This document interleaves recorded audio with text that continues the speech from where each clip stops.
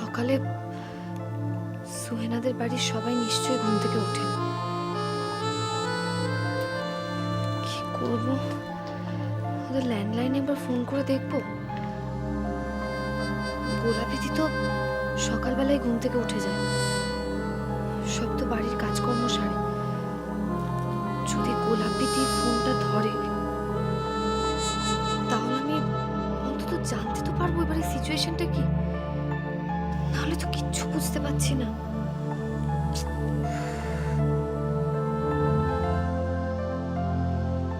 একবার ফোন করে দেখি। মার কাছে টাকা পয়সা আছে তো যথেষ্ট? আমার মনে হয় নিশ্চয়ই আছে, কারণ গত উইকে ওই আশ্রম আর ব্লাইন্ড স্কুলে দেওয়ার জন্য মাকে আমি 25,000 টাকা দিয়েছিলাম। তার মধ্যে ধরো আমাদের এই পুজোর ঝামেলাটা শুরু হয়ে গেছে। আমার মনে হয় পুজোর মধ্যে বোধহয় মা টাকাটা দিয়ে উঠতে পারেনি। টাকাটা থাকা উচিত মার কাছে।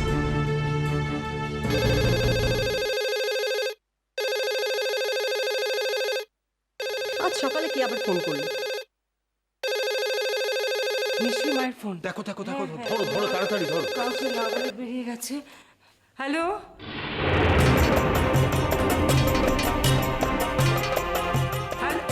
হ্যালো মা, মা, হ্যালো।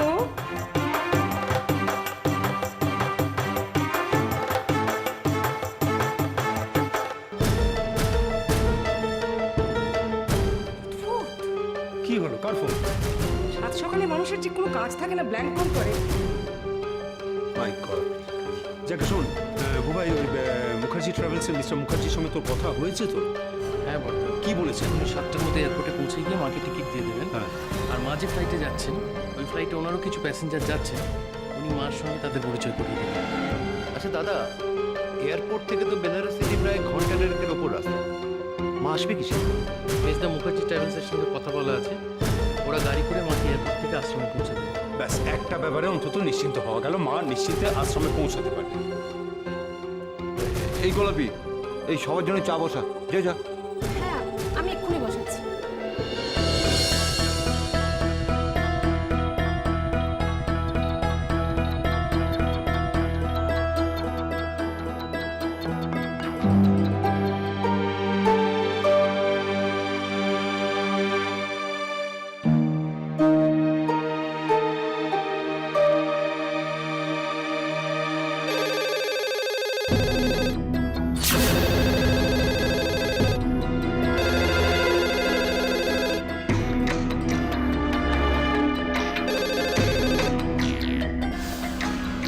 হ্যালো, কে? মার ফোন নয় তো? হয়তো মা আগেও ফোনটা করার চেষ্টা করছিল। হ্যালো, গোলাপিদি। গোলাপিদি, আমি পয়মন্তী বলছি, সুহেনার আন্টি। যাও যাও, তুমি ফোনটা ধরো, যাও। ফোনটা আমাকে দাও, মার ফোন দাও। Hello, hello, গোলাপিদি। গোলাপিদি, আমি পয়মন্তী বলছি। আমাকে বুঝতে পারছো না? সুহেনার আন্টি বলছি আমি। চিনতে পারছো? একটু আগে তুমি ফোন করছিলে না?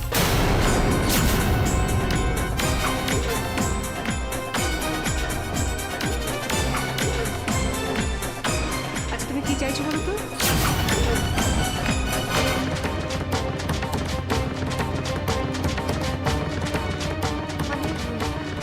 তুমি আমাদের বাড়ি থেকে কি চাইছো? তোমার সমস্ত কথা শুনে আমি তোমার উপকার করতে চেয়েছিলাম। আমি কি খুব অন্যায় করেছিলাম পরমন্তী? কাল এই বাড়িতে যে অদ্ভুত ঘটনাটা ঘটলো, তার ভোগান্তি আমাদের সবাইকে ভুগতে হচ্ছে, তুমি জানো? যে মাকে ছাড়া আমাদের বাড়ি অন্ধকার, আমাদের সংসার অন্ধকার, সেই মাকে পর্যন্ত বাড়ি ছাড়া হতে হলো তোমার জন্য, শুধু তোমার জন্য। কাল রাত থেকে আমরা টেনশন করছি শুধু তোমার জন্য। আজ ভোর রাতে মা কাউকে কিছু না বলে গুরুদেবের আশ্রমে চলে গেছেন, শুধু তোমার জন্য।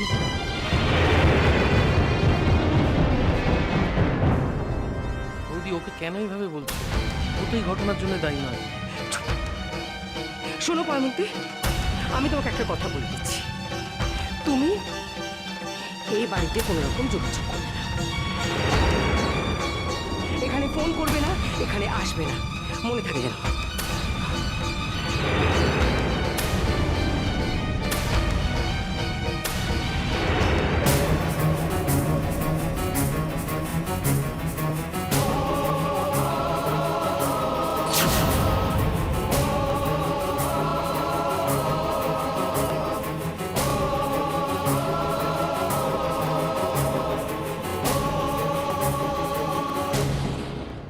সাত সকালে কোনো কাজ নেই, ফোন করছে। একে আমরা মাকে নিয়ে টেনশন আছি, তারপরে উঠ করছে। প্লিজ তো বি কুল, এই সময় মাথা ঠান্ডা রাখো। পারছি না। বর্দা, মা কি হোটেলে উঠবে নাকি গুরুদেবের আশ্রমে কিছু জানো? না, আমি ঠিক জানি না এটা। আচ্ছা বর্দা, বলছি এয়ারপোর্টে ঠিক কোন সময় ফোন করলে জানা যাবে যে মা ফ্লাইটে উঠেছেন কিনা? দেখ, নর্মালি চেক ইন করে নিলে মানে প্যাসেঞ্জার ম্যানিফেস্টটা বেরিয়ে গেলেই ওরা বলবে। তাহলে বর্দা 8:30 নাগাদ একটা ফোন করি এয়ারপোর্টে। হ্যাঁ, তাই কর। মা ওই ফ্লাইটে গেছে কিনা আগে দেখো। বেরিয়েছে তো সীমাত যাবে, হয়তো আগের ফ্লাইট ধরে চলে গেছে।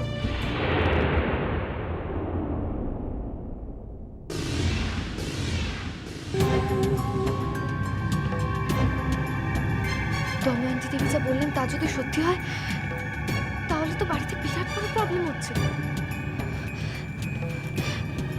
রোহনের ঠাম্মি যদি কালকে ঘটনার জন্য সত্যি বাড়ি ছেড়ে চলে গিয়ে থাকে, তাহলে বাড়ির ছেলেরা বউয়েরা ওরা তো টেনশন করবে, এটাই স্বাভাবিক। মা, এখন কি হবে? ওই বাড়িতে কি ঘটছে না ঘটছে কিছু জানতে পারছি না। আমি জানবোই বা কি করে? সবকিছু জানতে হবে আমাকে, না হলে যে আমিও ওই বাড়িতে যেতে পারবো না। কিচ্ছু বুঝতে পারছি না। আচ্ছা, গোলাপি তো দেখলে আমি ওর সঙ্গে কথা বলতে পারলাম না, তাহলে কি ও আমাকে ফোন করবে? আমার এই নাম্বারটা তোকে দেওয়া আছে। অবশ্য সেই বুদ্ধিটার হবে বলে তো মনে হয়। তাছাড়া বাড়ির যা সিচুয়েশন, তাতে ফোন করা কি সম্ভব হবে? তোর বাবা, কিছু বুঝতে পারছি না। না, গোলাপির কথা থেকে কোনো লাভ নেই। দরকারটা যখন আমার, তখন যা করা আমাকেই করতে হবে।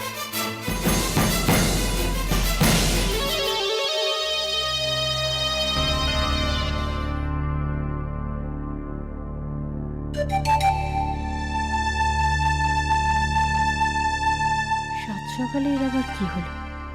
আকাশ পাতাল ভাবতে ভাবতে ঘরময় পায়চারি করে চলেছে। আচ্ছা, বেশ তো কোথায় একটা পড়াতে যাচ্ছিল। আচ্ছা, সেখানে আবার কোনো ঘটনা ঘটায়নি তো? দুষ্টুরানির তো আবার গুণের শেষ নেই।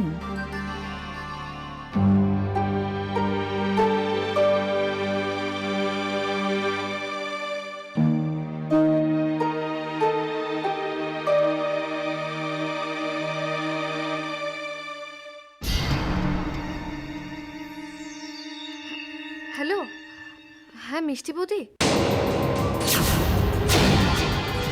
আমি দুষ্টু বলছিলাম।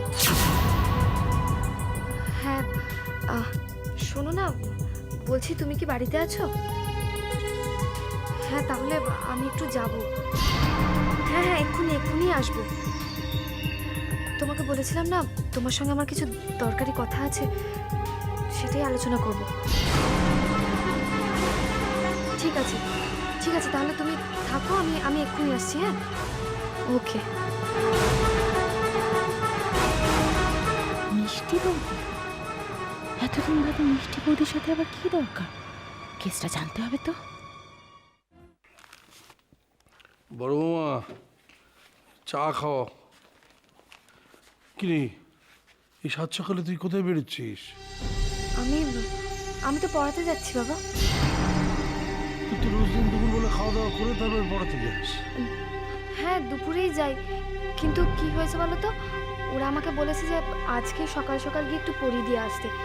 ওদের পুজো গেছে তো, বাচ্চাগুলো সব বাড়িতেই আছে, তাই। ও ঠিক আছে, তাড়াতাড়ি যখন যাচ্ছিস আগে ফিরিস। যা ঠিক আছে বাবা, আমি আসছি তাহলে। যা যা যা। এই দাঁড়া দাঁড়া দাঁড়া দাঁড়া দাঁড়া।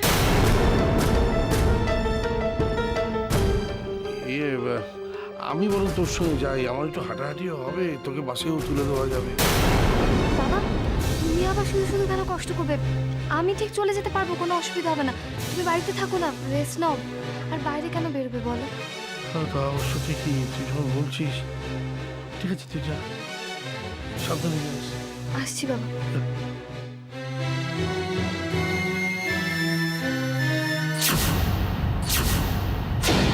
হ্যাঁ মিষ্টি বৌদি, তোমার সঙ্গে আমার কিছু দরকারি কথা আছে। কি বলছেন ম্যাডাম? সুভাষিনী সেন 9টার ফ্লাইটে উঠে গেছেন? Thank you. না না কোনো প্রবলেম নেই, আসলে উনি আমার মা, আমি ওনার ছেলে বলছি। উনি একটু অসুস্থ ছিলেন বলে খোঁজ নিচ্ছিলাম। Thank you so much for the information. সব ঠিকঠাক আছে ভাই? হ্যাঁ মা উঠে গেছেন ফ্লাইটে, বসেও পড়েছেন, আর 10 মিনিটের মধ্যে ফ্লাইট ছেড়েও দেবে। Thank god. কিন্তু নবমীতে বেনারস এয়ারপোর্টে নেমে মা সেফলি হোটেল বা আশ্রমে পৌঁছাতে পারলেন কিনা সে খবরটা যতক্ষণ না আমরা পাচ্ছি ততক্ষণ একটা টেনশন থেকেই যাচ্ছে।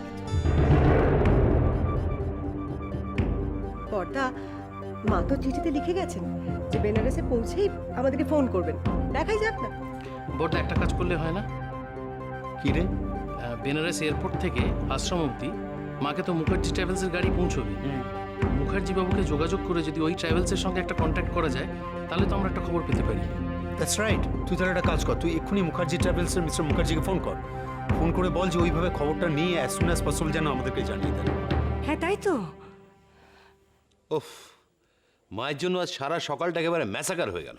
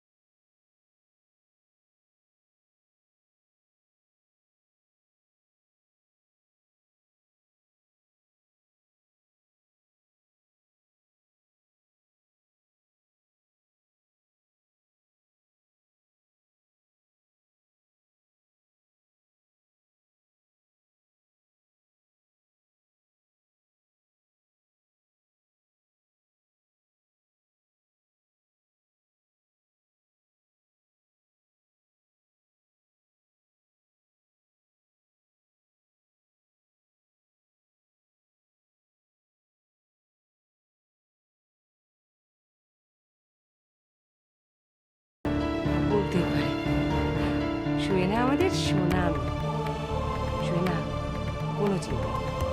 আজ থেকে আমি তোকে বলবো, তুই যা, তুই ভেতরে যা।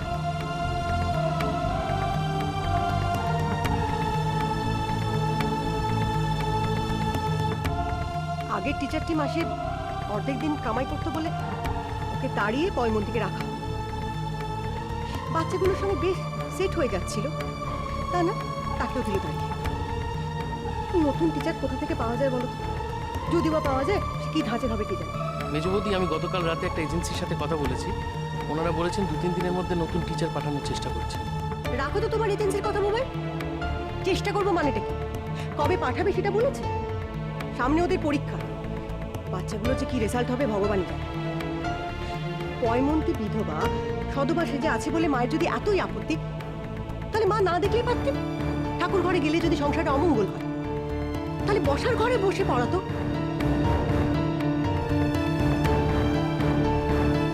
তা না, চিৎকার চেঁচামেচি করে দিল দাঁড়িয়ে।